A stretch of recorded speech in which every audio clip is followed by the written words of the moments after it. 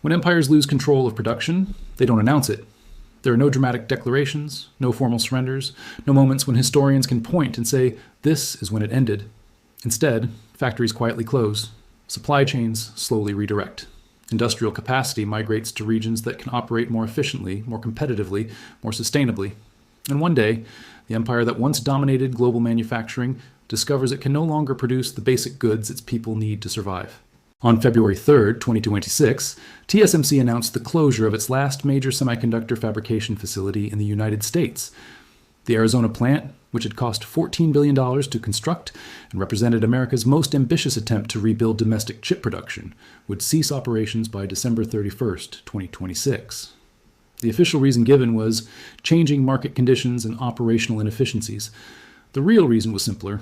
American workers cost too much. American regulations created too many delays.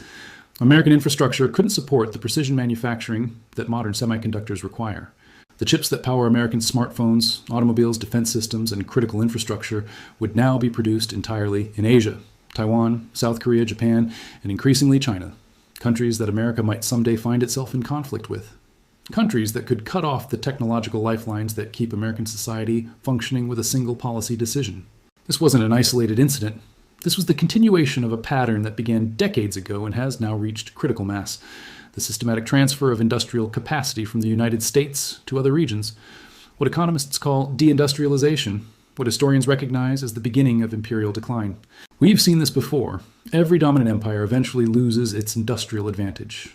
Not through military conquest, through economic evolution that makes other regions more attractive for production. And once that process begins, it accelerates until the former industrial center becomes dependent on others for the goods it once produced. The United States controlled 40% of global manufacturing output in 1950. Today, that figure is 16% and falling rapidly. China produces 28% and rising. The crossover already happened. America is no longer the world's manufacturing center. It's becoming the world's largest importer of manufactured goods. The transition from producer to consumer, from creditor to debtor, from industrial power to service economy, dependent on others for physical goods. This transition follows a predictable pattern that historians have documented across multiple civilizations. The Romans lost control of weapons production to Germanic tribes who could forge superior steel at lower costs. The British lost manufacturing dominance to American and German industry during the late 19th century as new industrial centers emerged with better technology and more abundant resources. Now, America is losing to Asian production systems that operate with greater efficiency, lower costs, and more supportive government policies. The TSMC closure represents something far more dangerous than job losses or economic adjustment. It represents the loss of technological sovereignty, the ability of a nation to produce the tools its military, economy, and society require to function independently. When you cannot produce semiconductors domestically, you cannot produce defense systems, communication networks, or industrial equipment without foreign assistance. You become vulnerable to supply disruptions that can be imposed by hostile powers or triggered by natural disasters thousands of miles away. American industrial decline didn't happen overnight. It began in the 1970s with the transition from manufacturing to services. The idea was that America would specialize in high-value activities like finance, technology development, and design, while other countries handled the dirty work of actually making things. Americans would think, others would build. The intellectual work would remain in America, while physical production moved to countries with lower labor costs and fewer environmental regulations. For 30 years, this arrangement seemed successful. American companies maintained global brands and high profit margins while outsourcing production to countries with lower labor costs. Consumers benefited from cheaper goods that improved living standards. Shareholders benefited from higher returns as companies reduced operational costs. The economy transitioned smoothly from industrial to post-industrial, from manufacturing-based to service-based. But post-industrial economies depend entirely on other countries continuing to supply manufactured goods reliably and affordably. When those relationships become strained, when supply chains get disrupted, when foreign producers decide to serve their own markets first, post-industrial economies face shortages that cannot be quickly resolved because domestic production capacity no longer exists. The COVID pandemic provided a preview of this vulnerability. When Chinese factories shut down in early 2020, American store shelves emptied within weeks. Medical equipment became scarce despite massive domestic demand. Electronics disappeared from retailers as Asian suppliers prioritized their own markets. The vaunted efficiency of global supply chains collapsed, leaving American consumers and businesses scrambling for basic products that had been taken for granted. The semiconductor shortage demonstrated the specific risks of technological dependence. When Asian chip production faltered due to pandemic disruptions, American automobile manufacturers had to shut down assembly lines for months. Defense contractors faced delays in weapons production. The entire economy slowed because critical components weren't available and no domestic alternatives existed. Now, TSMC, the world's most advanced semiconductor manufacturer, has decided that American production facilities aren't worth maintaining, despite billions in government subsidies, despite political pressure from Washington. Despite the strategic importance of domestic chip production for national security, the economics don't work. American manufacturing costs are too high relative to Asian alternatives. American industrial infrastructure is inadequate for modern precision manufacturing. American regulatory environment creates too many complications and delays. The jobs that TSMC will eliminate aren't typical manufacturing positions that can be replaced easily. These are highly skilled engineering roles that require years of specialized training. Process engineers who understand 3-nanometer fabrication techniques that represent the cutting edge of human manufacturing capability. Cleanroom technicians who can maintain the precise environmental conditions that semiconductor production requires. Equipment specialists who can operate billion-dollar lithography machines that only a handful of companies worldwide can produce. When these workers lose their jobs, their expertise doesn't disappear temporarily. It gets lost permanently. They find employment in other industries that can utilize their skills but don't maintain semiconductor expertise. They leave the field entirely and transition to different careers. Their knowledge migrates to other countries where chip production continues to expand, or it simply vanishes as institutional memory that took decades to build gets dissipated in months. This brain drain accelerates industrial decline beyond what pure economics would suggest. Countries that lose industrial capacity also lose the human capital necessary to rebuild that capacity if conditions change. The engineers, technicians, and skilled workers who understand complex manufacturing processes either emigrate to countries where their skills remain in demand or transition to completely different careers where their specialized knowledge becomes irrelevant. Germany experienced this pattern during the hyperinflation of the early 1920s. Industrial production collapsed as currency instability made long-term investment impossible. Skilled workers emigrated to the United States and other countries where manufacturing remained profitable and currency maintained value. When Germany attempted to rebuild industrial capacity in the mid-1920s after currency stabilization, the expertise necessary for advanced production had largely disappeared. Reconstruction required importing foreign technicians and starting workforce development programs from scratch. Britain faced similar challenges after World War II.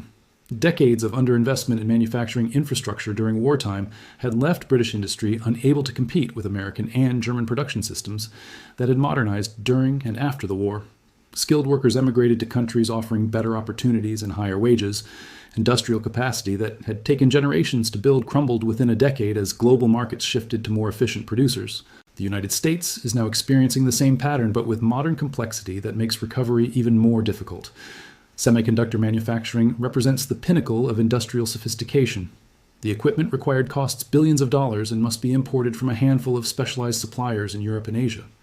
The technical expertise required takes decades to develop and maintain through continuous practice. The supply chains necessary to support production span multiple countries and depend on materials that are controlled by potential adversaries. Rebuilding American semiconductor capacity would require not just financial investment, but fundamental changes to regulatory frameworks, educational systems, immigration policies, and industrial infrastructure that have evolved over decades to support a service-based economy.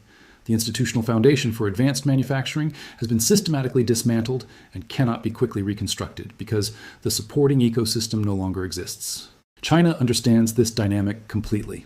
Their industrial policy focuses explicitly on acquiring technological capabilities that other countries take decades to develop. They recruit skilled workers from American and European companies with compensation packages that Western firms cannot match. They require technology transfer as a condition for market access, forcing foreign companies to share expertise. They subsidize domestic production, even when it operates at losses for years until capabilities mature. They treat manufacturing capacity as strategic infrastructure rather than purely economic activity. The result is predictable and measurable. China now produces 75% of the world's solar panels, 60% of wind turbines, 50% of steel, and 45% of automobiles. They control critical supply chains for rare earth minerals, battery components, pharmaceutical ingredients, and electronic components that modern economies require. American companies increasingly depend on Chinese suppliers for products they once produced domestically, creating strategic vulnerabilities that extend far beyond economics. This dependence creates vulnerabilities that extend far beyond economics. When geopolitical tensions rise, when trade disputes emerge, when military conflicts threaten, supply chains become weapons that can be deployed with devastating effectiveness. Countries that control production can use access to critical goods as leverage over countries that depend on imports. The threat of supply cutoffs can influence foreign policy decisions, domestic political choices, and military strategies in ways that traditional diplomatic or military pressure cannot achieve. Recent events demonstrate how quickly this leverage can be deployed with minimal warning. China restricted rare earth exports to Japan during territorial disputes in 2012, causing immediate supply chain disruptions in Japanese electronics manufacturing. Russia cut natural gas supplies to Europe during the Ukraine conflict, forcing European countries to find alternative energy sources at much higher costs. These weren't military attacks or formal declarations of war. They were economic pressure tactics that proved highly effective because the targeted countries had lost the industrial capacity to produce alternatives quickly. The United States now faces similar vulnerability across multiple critical sectors that affect national security and economic stability. Pharmaceutical ingredients are produced primarily in China and India, with minimal American production capacity remaining. Medical devices depend on Asian suppliers for critical components. Electronics require components that are manufactured almost exclusively in Asia. Even basic chemicals used in agriculture, manufacturing, and water treatment are increasingly imported from countries that could restrict access during crises. This import dependence would be manageable if American industrial capacity could be rebuilt rapidly when needed. But modern manufacturing requires infrastructure, expertise, and supply chains that take decades to establish and cannot be quickly substituted. A semiconductor fabrication facility requires 5 years to construct and another 2 years to reach full production capacity. Training the workforce requires specialized educational programs that don't currently exist in most American universities. Developing supplier networks requires relationships with companies that may not have incentives to support American industrial reconstruction. Military planners understand these constraints better than most observers because defense production depends heavily on civilian industrial capacity that has been systematically moved overseas. Advanced weapon systems require semiconductors, composite materials, precision machinery, and specialized alloys that are increasingly produced overseas by companies that might become unavailable during conflicts. American defense contractors source critical components from suppliers in countries that might become adversaries in future conflicts. During World War II, American industrial capacity provided decisive advantage in global conflict. Detroit automobile plants converted to tank production within months. Shipyards expanded rapidly to produce naval vessels at unprecedented scales. Aircraft manufacturers scaled production to levels that overwhelmed enemy capabilities through sheer volume. The entire economy could be mobilized for military production because the industrial infrastructure and skilled workforce already existed domestically. Today's economy lacks this convertibility entirely. Service sector jobs cannot be rapidly transformed into manufacturing roles without extensive retraining. Financial engineers cannot become aerospace engineers overnight. Software developers cannot operate precision machinery without years of specialized education. The industrial ecosystem that supported rapid wartime conversion has been systematically eliminated over decades of economic optimization that prioritized efficiency over resilience and short-term profits over long-term strategic capabilities. China's industrial capacity now provides them with advantages similar to what America possessed during the 1940s. Their manufacturing infrastructure can be redirected toward military production with minimal disruption to existing operations. Their skilled workforce understands complex fabrication processes that can be adapted to defense applications. Their supply chains can support massive increases in production volume without depending on foreign suppliers for critical materials. Their educational system produces engineers and technicians in quantities that dwarf American graduation rates in relevant fields. The automotive industry exemplifies this broader pattern of industrial migration. General Motors announced in January 2026 that its last major assembly plant in Michigan would close permanently by 2027. The Hamtramck facility, which employed 2,800 workers and produced electric vehicles for the American market, became unprofitable due to competition from Chinese manufacturers who could produce comparable vehicles at 30% lower costs. Chinese companies like BYD and CATL now control 60% of global electric vehicle battery production, giving them decisive cost advantages that American manufacturers cannot overcome through traditional efficiency improvements. The pharmaceutical industry shows similar vulnerabilities. 90% of antibiotics used in American hospitals are produced in China and India. Generic drug manufacturing has almost entirely migrated to Asia due to regulatory costs and environmental compliance requirements that make American production uneconomical. During the COVID pandemic, when Asian suppliers prioritized their domestic markets, American hospitals faced critical shortages of basic medications that had been considered abundantly available for decades. Chemical production follows the same pattern. Basic industrial chemicals used in everything from agriculture to water treatment are increasingly imported from countries that prioritize their own supply chains during crises. American chemical companies have closed dozens of facilities over the past decade as environmental regulations and liability costs made domestic production unsustainable compared to Asian alternatives. The steel industry represents perhaps the most dramatic example of industrial decline. American steel production peaked in the 1970s and has declined steadily as companies moved operations overseas or simply closed facilities that couldn't compete with subsidized foreign producers. China now produces more steel in a single year than America has produced in the past decade combined. When American infrastructure projects require steel, most of it is imported from countries that treat steel production as a strategic national priority rather than a purely commercial activity. These industrial closures create cascading effects that extend far beyond direct job losses. When a major manufacturer closes, the entire ecosystem of suppliers, service providers, and supporting businesses often collapses as well. Machine shops, logistics companies, maintenance services, and specialized engineering firms lose their primary customers and either downsize dramatically or close entirely. The cumulative effect is the elimination of entire industrial clusters that took decades to develop. The knowledge embedded in these industrial clusters cannot be easily recreated once lost. Manufacturing expertise is largely tacit knowledge that workers acquire through years of practical experience rather than formal education. When experienced workers retire or move to different industries, their understanding of complex production processes disappears.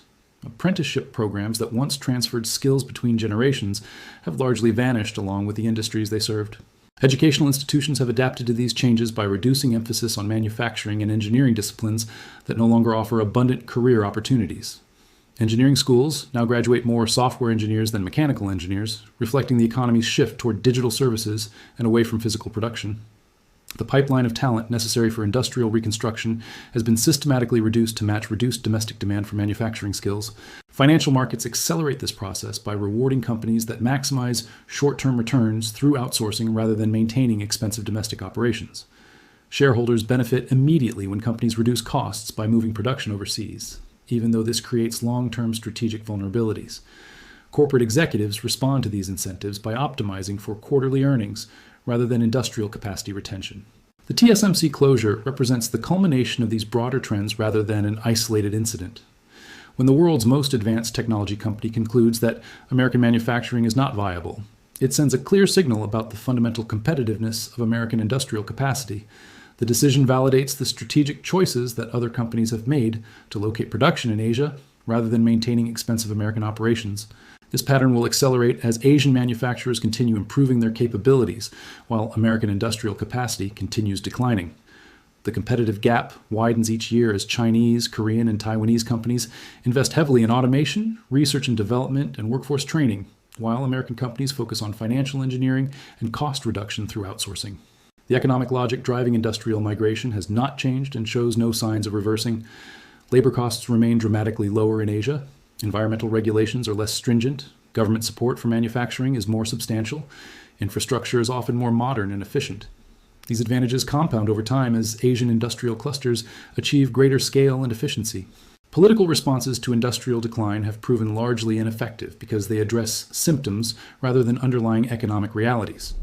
Trade wars and tariffs can slow the migration temporarily, but cannot eliminate fundamental cost disadvantages that make American manufacturing uncompetitive. Government subsidies can support specific projects like the TSMC facility, but cannot overcome broader structural problems that affect entire industries. The TSMC closure signals that even massive government support cannot preserve American manufacturing when fundamental economics favor alternative locations. If $14 billion in construction costs and billions more in ongoing subsidies cannot maintain semiconductor production in America, what level of support would be required to rebuild broader industrial capacity? The fiscal cost would be enormous, and the political sustainability questionable, given competing priorities for government resources. Meanwhile, the strategic implications become more severe each year as dependence on foreign production deepens across critical sectors. The vulnerability is not merely economic, but extends to national security in ways that become apparent only during crises when supply chains become weaponized or disrupted by conflicts. The industrial exodus continues because the forces driving it remain unchanged. Short-term economic incentives favor efficiency over resilience. Global competition rewards lowest costs over strategic security. Financial markets prioritize immediate returns over long-term industrial capacity. These dynamics will persist until crisis forces recognition of what has been lost and at what cost. History suggests this recognition comes too late to prevent significant consequences. The Roman Empire lost control of weapons production to Germanic tribes and never recovered military superiority.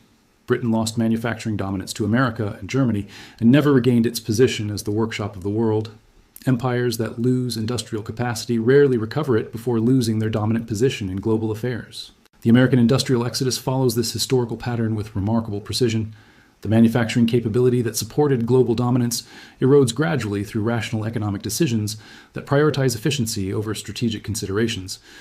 Each factory closure makes economic sense individually, while contributing to collective vulnerability that becomes apparent only when alternatives are no longer available. The TSMC announcement represents another step in this process, rather than its conclusion. The migration will continue until crisis forces a different calculation of costs and benefits. By then, the industrial capacity necessary for recovery may have migrated so completely that reconstruction becomes economically and politically impossible. The pattern accelerates, the dependence deepens. The outcome becomes increasingly difficult to avoid as each closure confirms the trend and makes reversal more costly and complex.